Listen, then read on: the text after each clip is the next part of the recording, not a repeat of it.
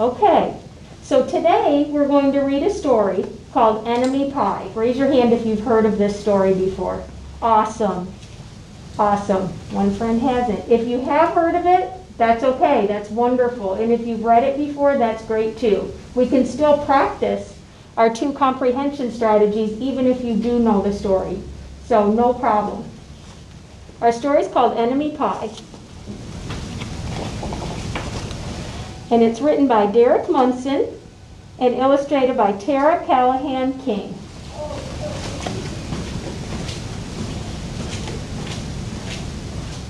It should have been a perfect summer. My dad helped me build a treehouse in our backyard. My sister was at camp for 3 whole weeks, and I was on the best baseball team in town. It should have been a perfect summer, but it wasn't.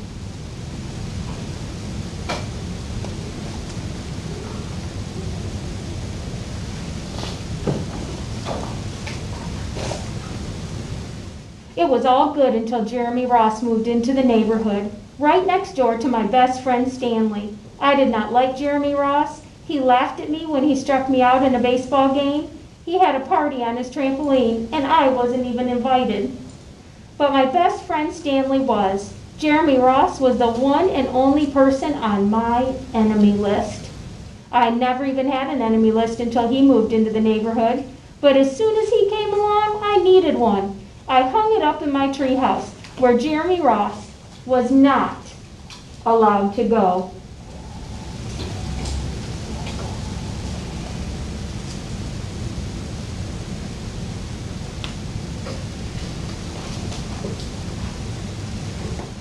Dad understood stuff like enemies. He told me that when he was my age, he had enemies too, but he knew of a way to get rid of them. I asked him to tell me how. Tell you how? I'll show you how, he said. He pulled up a really old recipe book off the kitchen shelf. Inside, there was a worn-out scrap of paper with faded writing. Dad held it up and squinted at it. Enemy pie, he said, satisfied.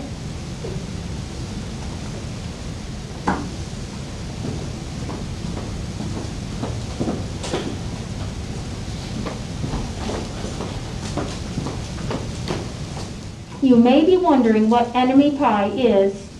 I was wondering too. But Dad said the recipe was so secret he couldn't even tell me. I decided it must be magic. I begged him to tell me something, anything. I will tell you this, he said. Enemy pie is the fastest known way to get rid of enemies. Now, of course, this got my mind working. What kind of things, disgusting things, would I put into a pie for an enemy? I brought Dad some weeds from the garden, but he just shook his head. I brought him earthworms and rocks. He didn't think I'd need those. I gave him the gum I'd been chewing on all morning, but he gave it right back to me.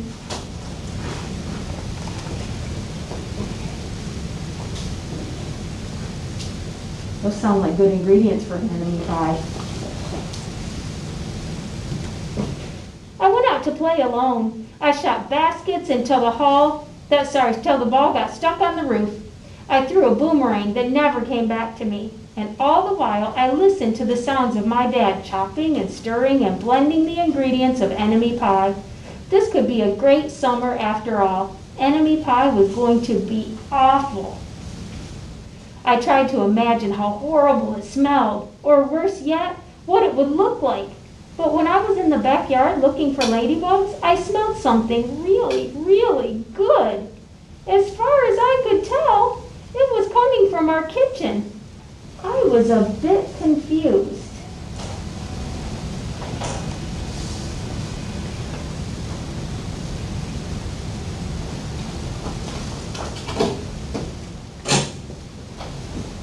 I went in to ask Dad what was wrong. Enemy pie shouldn't smell this good. But Dad was smart.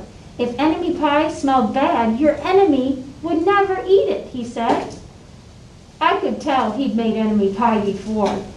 The buzzer rang and Dad put on the oven mitts and pulled the pie out of the oven. It looked like plain old pie. It looked good enough to eat. I was catching on.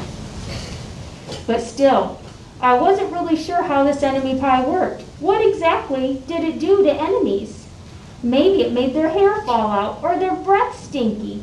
Maybe it made bullies cry. I asked Dad, but he was no help. He wouldn't tell me a thing. But while the pie cooled, he filled me in on my job.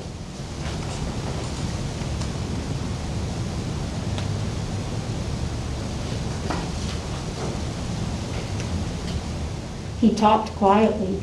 There's one part of enemy pie that I can't do. In order for it to work, you need to spend a day with your enemy. Even worse, you have to be nice to him. It's not easy, but that's the only way the enemy pie can work. Are you sure you want to go through with this? Of course I was. It sounded horrible. It was scary, but it was worth a try. All I had to do was spend one day with Jeremy Ross, and he'd be out of my hair for the rest of my life. I rode my bike to his house and knocked on the door.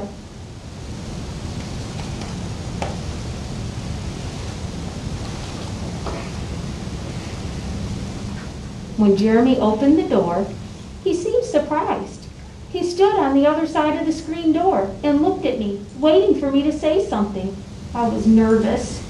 "Can you play?" I asked. He looked confused.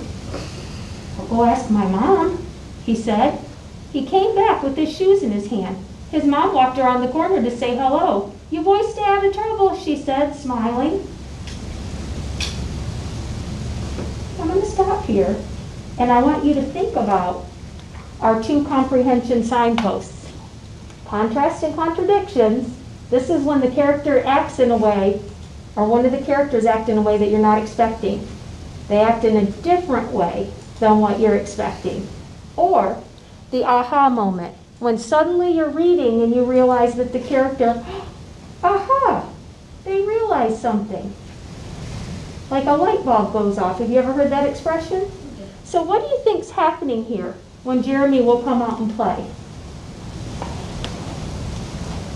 I see your hand. I'm going to give people a thinking time. It's okay to keep it up. It's all right.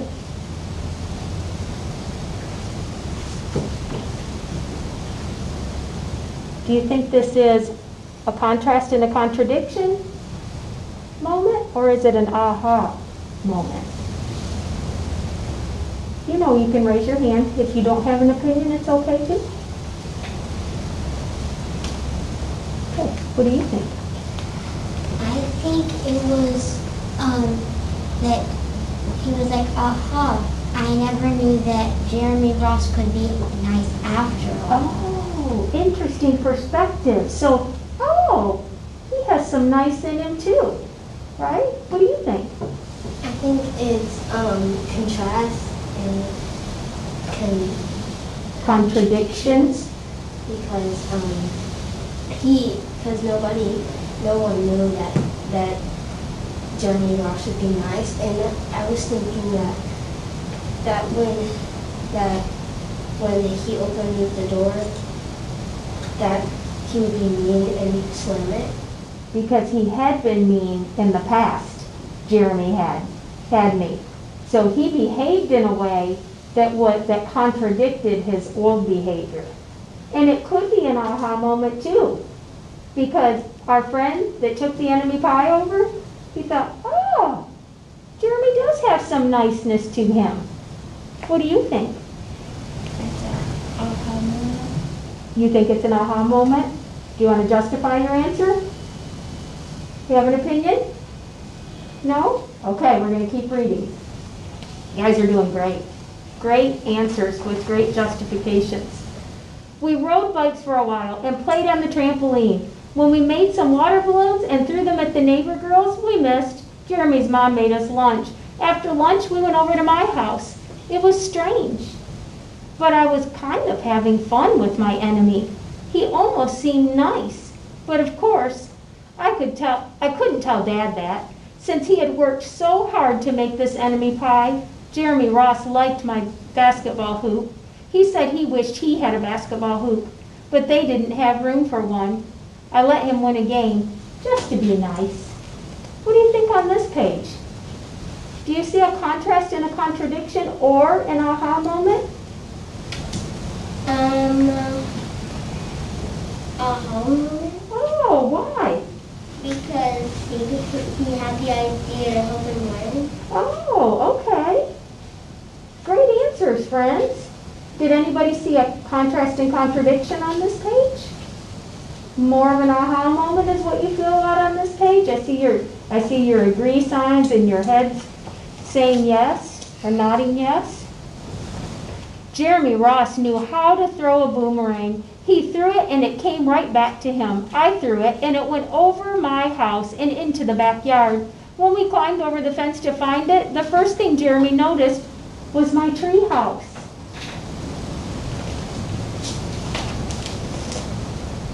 My tree house was my tree house. I was the boss. If my sister wanted in, I didn't have to let her. If my dad wanted in, I didn't have to let him. And if Jeremy wanted in, can we go in it? He said. I knew he was going to ask me that, but he was the only person, the one and only person on my enemy list, and enemies aren't allowed in my treehouse. But he did teach me to throw a boomerang, and he did have me over for lunch, and he did let me play on his trampoline. He wasn't being a very good enemy. Okay, I said. But hold on a minute. You see something here?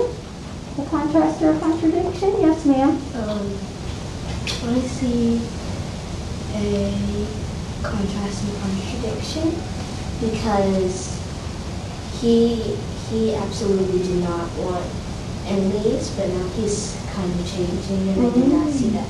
Okay. Thank you for sharing. Yes, sir. He wouldn't let him in the treehouse as he was an enemy, but in the beginning of the story, he wouldn't let him in. But he was nice in the middle, but I don't think they're getting along. Okay. So at the beginning, he didn't want his enemy in his treehouse. And now he's changing his mind. He's contradicting himself. Great job, friends. Great job. I climbed up ahead of him and tore the enemy list off the wall. I had a checkerboard and some cards in the treehouse, and we played games until my dad called us down for dinner. We pretended we didn't hear him, and when he came out to get us, we tried to hide from him. But somehow, he found us. Ow. Looks like Daddy found him. Over the water. That's a pretty cool illustration, isn't it? Where you can look down and see Dad down there. Yeah, but if you look up and if you look down, and you can like see your someone coming up, and then your eye quick on you. Don't want someone to see you. Dad made us macaroni and cheese for dinner, my favorite. It was Jeremy's favorite too. Maybe Jeremy Ross wasn't so bad after all. I was beginning to think that maybe we should just forget about enemy pie. But sure enough, after dinner, Dad brought out the pie. I watched as he cut the pie into 8 thick slices. Dad, I said, it sure is nice having a new friend in the neighborhood. I was trying to get his attention and trying to tell him that Jeremy Ross was no longer my enemy. But Dad only smiled and nodded. I think he thought I was just pretending. What do you think about this page? I think the boy's dad the boy was trying to trick his dad that he was not an enemy, but I think the other boy is the enemy. So do you think Jeremy Ross is still an enemy? You think that the boy in our story still thinks Jeremy's the enemy? You don't think so. So you think there's been a contrast or a contradiction. Tell us about it. I think it's a contrast or a contradiction because you thought he would let Jeremy eat it, but now he's changing his mind about it. Why is he changing his mind? Why does he want his enemy eating that pie that's just for enemies? What do you think? He wants him not to eat the pie because he realized he was not that bad after all because he taught him new things and he let him over to his Oh, house. so our main character, what you're saying to me is the main character realizes that Jeremy's not that bad after all. Do you think that light bulb kind of went off for him? That we talk about, where he had what kind of moment? Oh, an aha moment and a contrast and contradiction moment here. Can you hold on with your hands for just a minute? Okay, I love what y'all are sharing.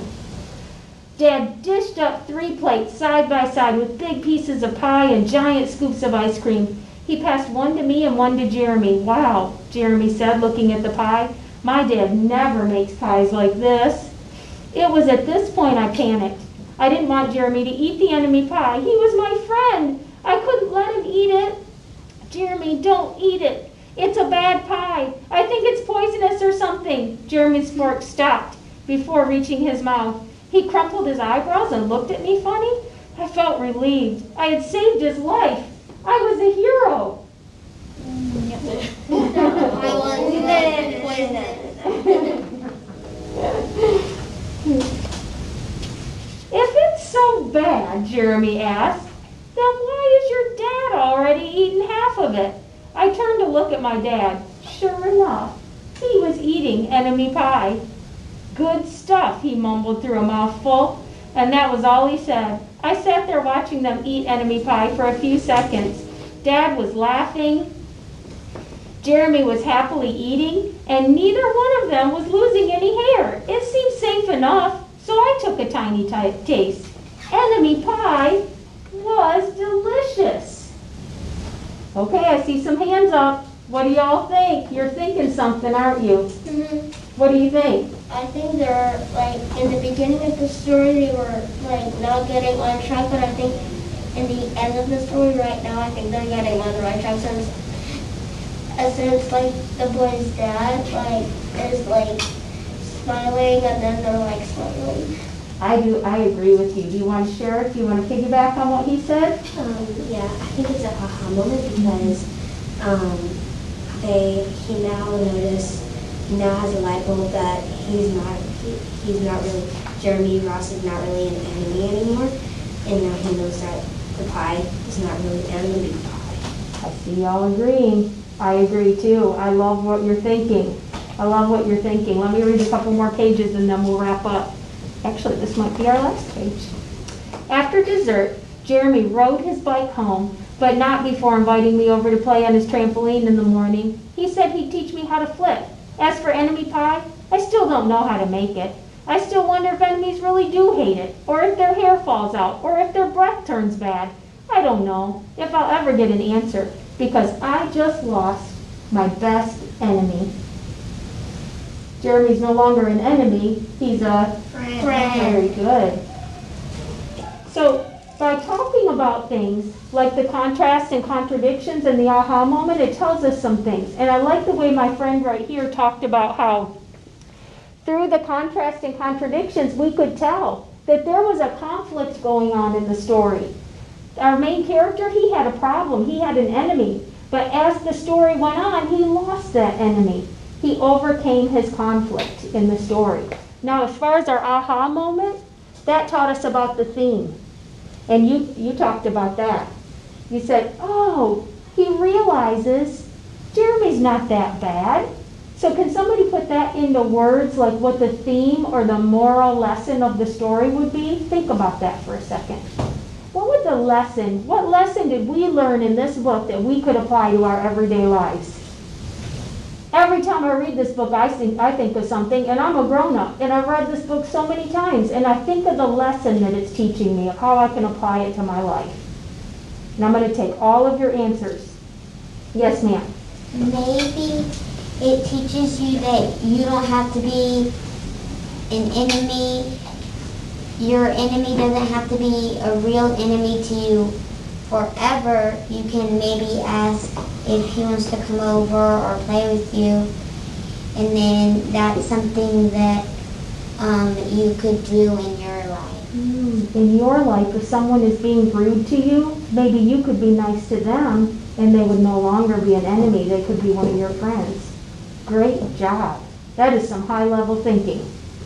Yes, ma'am. I think the moral of the story is that enemies aren't really enemies, but because you can cooperate with them and smooth out all of your problems.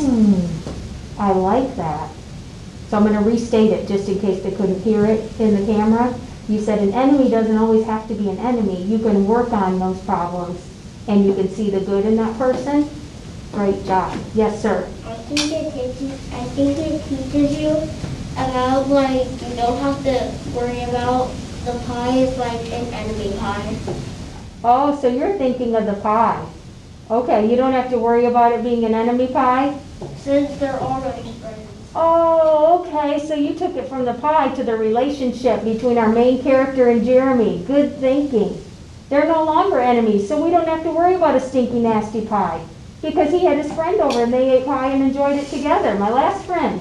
Enemies can actually be friends. Sometimes you think that when you first meet somebody. I had one of my best friends in my whole life. We didn't start out on the right foot. And I met her probably 10 years ago and we still talk almost once a week. We didn't start off on the right foot, but we smoothed it out and we became friends and we shared lots of pies together. Thank you very much, boys and girls.